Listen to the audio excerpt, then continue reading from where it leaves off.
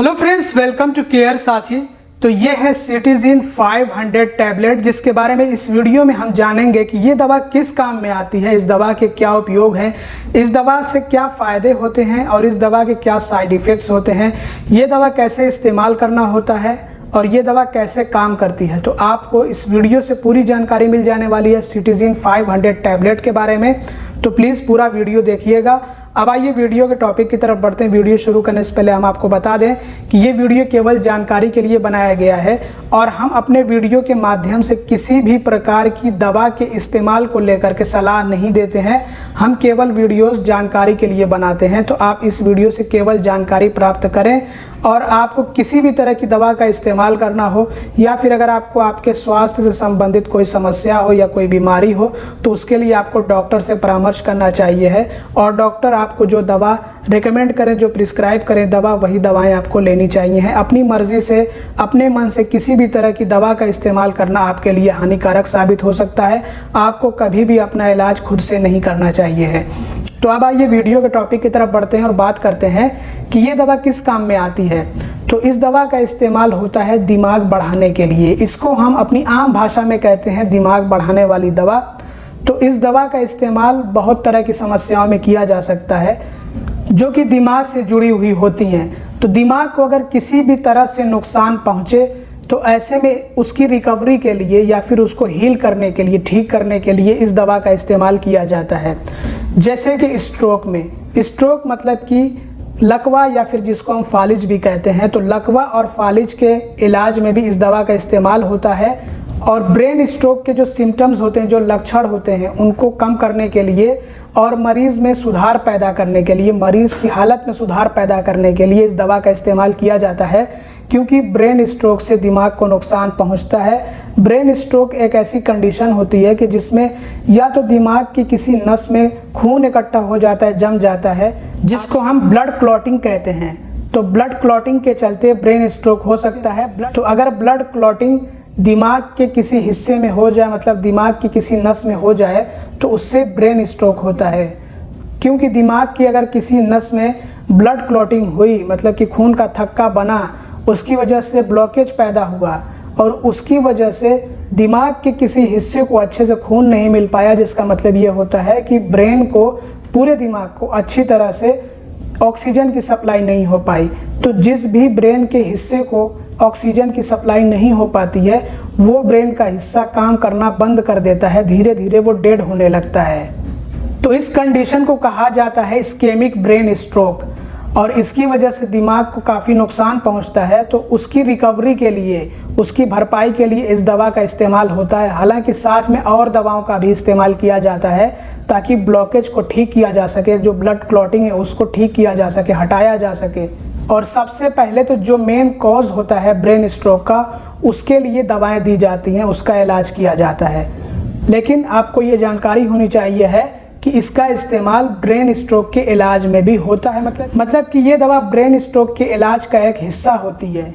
इसके अलावा एक और तरह का ब्रेन स्ट्रोक भी होता है जिसको हम हेमरेजिक ब्रेन स्ट्रोक कहते हैं, जिसमें दिमाग की नस फट जाती है, चाहे वो हाई ब्लड प्रेशर के चलते हो या फिर जो है दिमाग की किसी नस में कोई ब्लॉकेज हो जाए, उसके चलते दिमाग की नस फट जाए, तो उसको हेमरेजिक ब्रेन स्ट्रोक कहा जाता है। ये एक इमरजेंसी कंडीशन होती है, तुरंत ही डॉक्टर को दिखाना चाहिए, तुरंत हॉस्पिटल में जाना चाहिए, न्यूरोलॉजिस्ट के पास, जो सर्जरी करते हैं, सर्जन के पास। तो न्यूरोलॉजिस्ट इसको डायग्नोस करते हैं, इसका पता लगाते हैं और उसका इलाज करते हैं। तो दिमाग को किसी भी तरह से नुकसान पहुंचा हो तो ऐसे में उसकी रिकवरी के लिए या फिर उसकी हीलिंग के लिए या कंपनसेशन के लिए इस दवा का इस्तेमाल किया जाता है। जैसे कि हेड इंजरी में भी अगर सिर में चोट लग जाए तब भी दिमाग को नुकसान पहुंचता है, तो ऐसी कंडीशन में भी इस दवा का इस्तेमाल होता है। डॉक्टर ये दवा प्रिस्क्राइब करते हैं। इसके अलावा अल्जाइमर्स डिजीज़, जिसको भूलने की बीमारी कहते हैं, तो भूलने की बीमारी में भी इस दवा का इस्तेमाल होता है, क्योंकि ये दवा दिमाग को तेज़ करती है, मेमोरी को बूस्ट करती है, याददाश्त को बढ़ाती है। और अल्जाइमर्स डिजीज़ में भी दिमाग को कहीं ना कहीं कुछ नुकसान पहुँचा होता है, जिसकी वजह से भूलने की बीमारी होती है। जब उम्र ज़्यादा हो जाती है तो ऐसे में जो ब्रेन के सेल्स होते हैं वो भी ठीक तरह से काम नहीं कर पाते हैं या फिर कुछ डेड होने लगते हैं, मतलब दिमाग अच्छे से काम नहीं कर पाता है, पूरी तरह से फंक्शन नहीं कर पाता है। तो ऐसी कंडीशन में भी इस दवा का इस्तेमाल होता है। इसके अलावा मेमोरी लॉस में भी इस दवा का इस्तेमाल किया जाता है। अगर याददाश्त चली जाए तो ऐसी कंडीशन में भी इस दवा का इस्तेमाल होता है। मेमोरी वीक हो, याददाश्त कमज़ोर हो, तो याददाश्त को ठीक करने के लिए इस दवा का इस्तेमाल किया जाता है। और डिमेंशिया, पार्किंसंस डिजीज़ में जो डिमेंशिया होता है, जिसमें कि जो ब्रेन के सेल्स होते हैं या फिर आपके ये न्यूरॉन्स जो होते हैं वो धीरे धीरे करके डेड होने लगते हैं, दिमाग सिकुड़ने लगता है, छोटा होने लगता है। तो बहुत तरह की इसमें समस्याएं होती हैं। सबसे पहले तो भूलने की बीमारी पैदा होगी, दिमाग अच्छे से काम नहीं करेगा, फिर धीरे धीरे करके बोलचाल में भी परेशानी आएगी, फिर हाथ पैर में भी परेशानी आएगी, फिर शरीर काम करना बंद कर देता है। क्योंकि जब ब्रेन अच्छे से फंक्शन नहीं कर पाएगा, ब्रेन डैमेज होगा, तो फिर जो बॉडी है वो अपने आप ही डैमेज होने लगेगी, मतलब काम करना बंद कर देगी। तो डिमेंशिया के इलाज में भी इस दवा का इस्तेमाल किया जाता है, क्योंकि डिमेंशिया के जो लक्षण होते हैं वो इस दवा के इस्तेमाल से सही होते हैं या फिर उनमें सुधार पैदा होता है और मरीज़ की हालत बेहतर होती है। लेकिन ये याद रहे कि ये दवा केवल इलाज का एक हिस्सा होती है।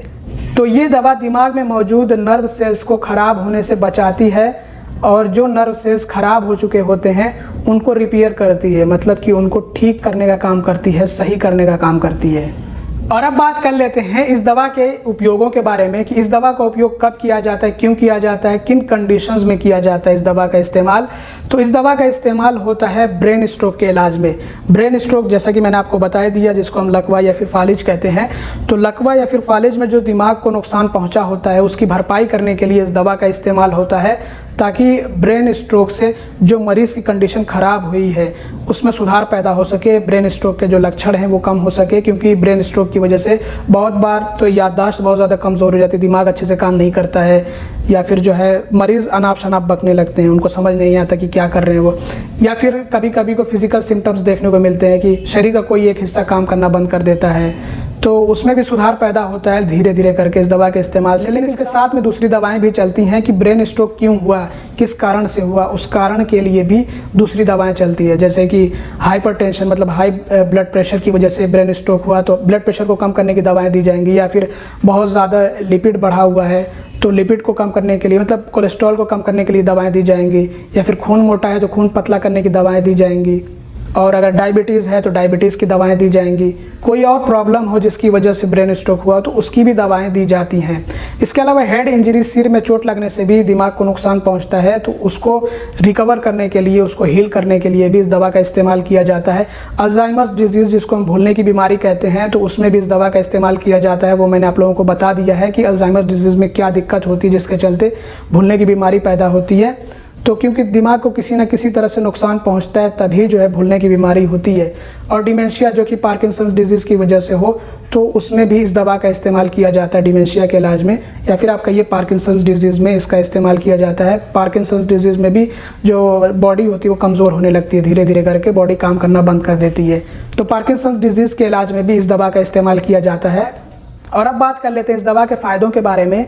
तो इस दवा के इस्तेमाल से मरीज़ की हालत में सुधार पैदा होता है। जैसे कि अगर मरीज़ को स्ट्रोक हुआ, जैसे अगर किसी को स्ट्रोक हुआ हो, ब्रेन स्ट्रोक हुआ हो और ये दवा दी जाए तो मरीज़ में सुधार पैदा होता है। और ब्रेन स्ट्रोक के जो मैंने आपको लक्षण बताए वो काफ़ी सारे अलग अलग लक्षण हो सकते हैं। जैसे कि कभी कभी को दिखना बंद हो जाते, किसी एक आँख से दिखना बंद हो सकता है, या फिर किसी एक आँख से धुंधला दिखाई देने लगता है, साफ़ नहीं दिखता है, या फिर जो है बोलने में परेशानी होती है, या फिर समझने में परेशानी होती है, या फिर कभी कभी को बहुत ज़्यादा मरीज़ भूलने लगता है, या फिर कभी कभी को शरीर का कोई एक हिस्सा काम करना बंद कर देता है।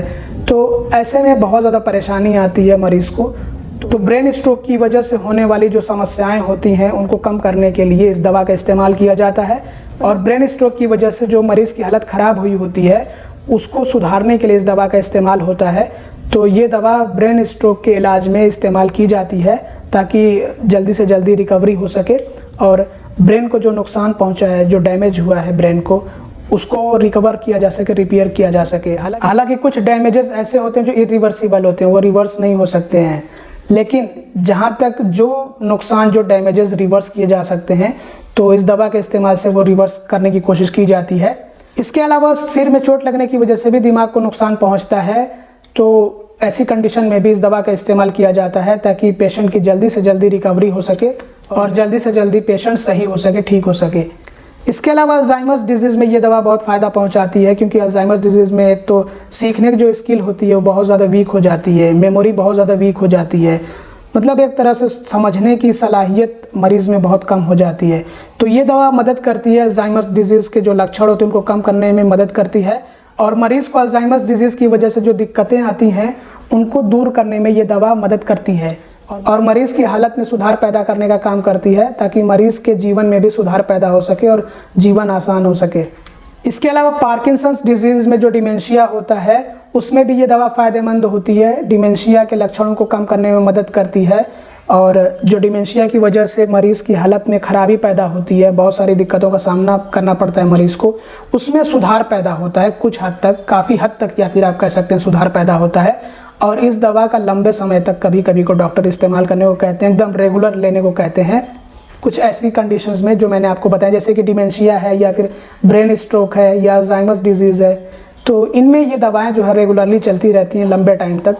हेड इंजरी में तो जब तक इंजरी जो है रिकवर नहीं होती तभी तक इस दवा का इस्तेमाल होता है, उसके बाद बंद कर दी जाती है दवा। लेकिन कुछ ऐसी कंडीशंस होती है जिनमें ये दवा एकदम रेगुलरली दी जाती हैं। और अब बात कर लेते हैं कुछ सेफ्टी एडवाइस और प्रिकॉशंस के बारे में। देखिए, इस दवा को लेने से पहले आपको सबसे पहले तो डॉक्टर से परामर्श करना है, और अपनी जो भी कंडीशन है वो पूरी डॉक्टर को बतानी चाहिए है, और जो मेडिकल हिस्ट्री हो वो भी डॉक्टर को बता देनी चाहिए। जैसे कि अगर किसी को सीजर्स की प्रॉब्लम, एपिलेप्सी की प्रॉब्लम हो, मतलब किसी को दिमागी झटके, दौरे वगैरह पड़ते हों, तो ऐसे में इस दवा को लेने से पहले डॉक्टर की सलाह ज़रूरी है।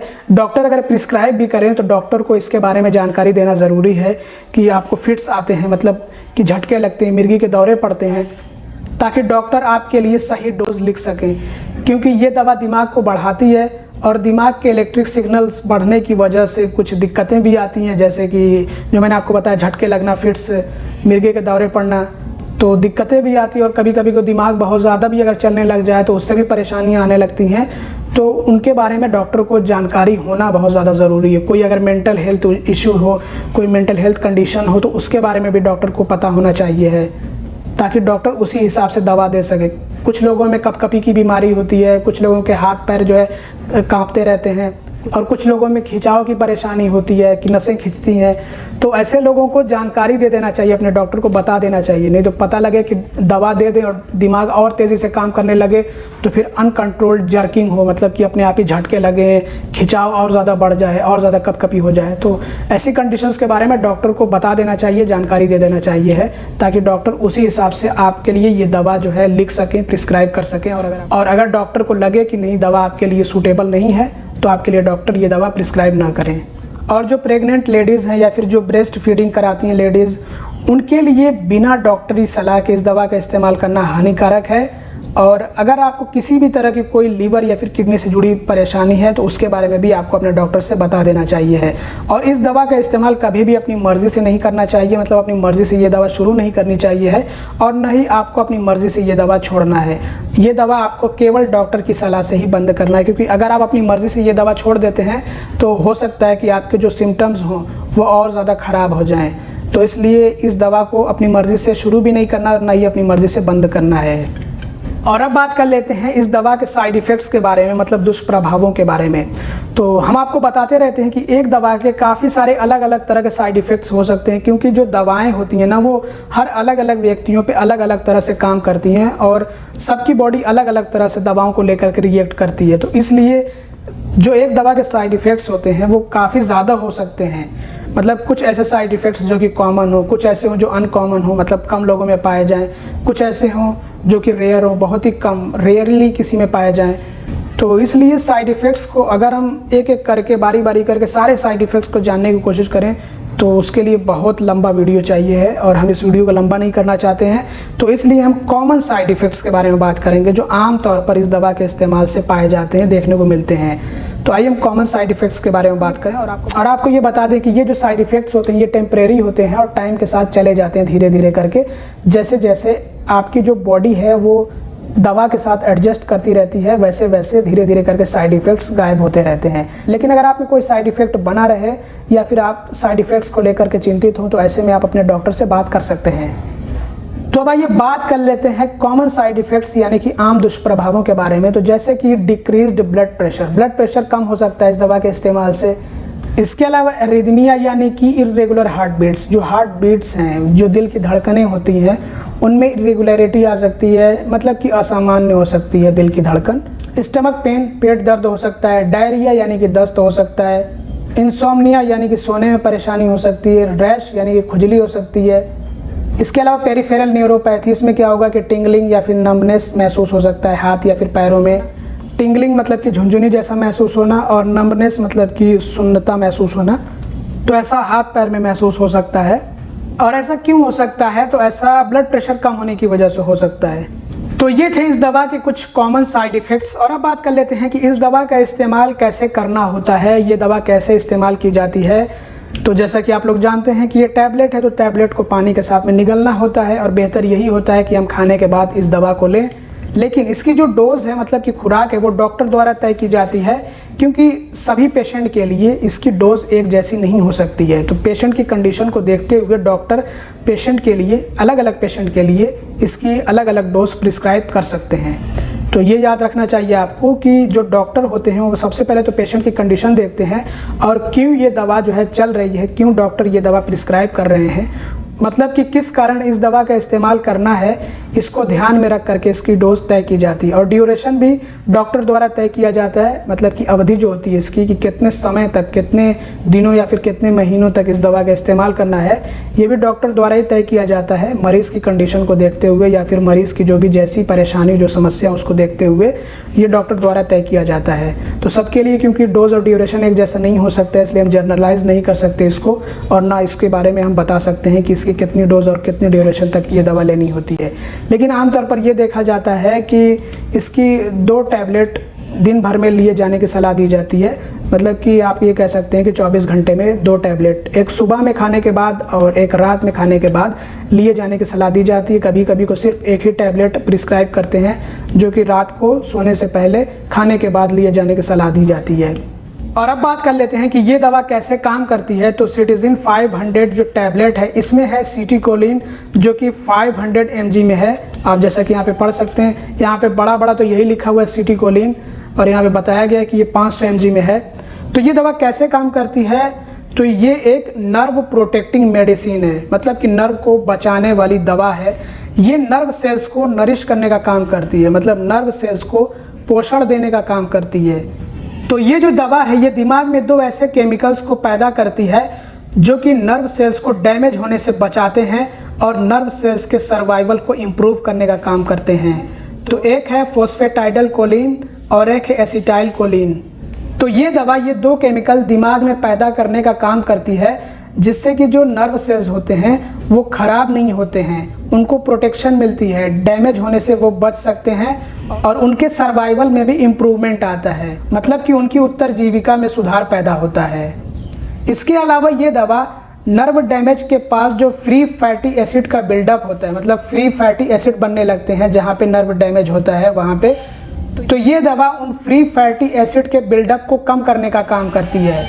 तो इससे क्या होता है कि जो नर्व सेल्स डैमेज हो जाते हैं वो भी दोबारा से रिजुविनेट हो सकते हैं, मतलब दोबारा से वो जीवंत हो सकते हैं, जिंदा हो सकते हैं।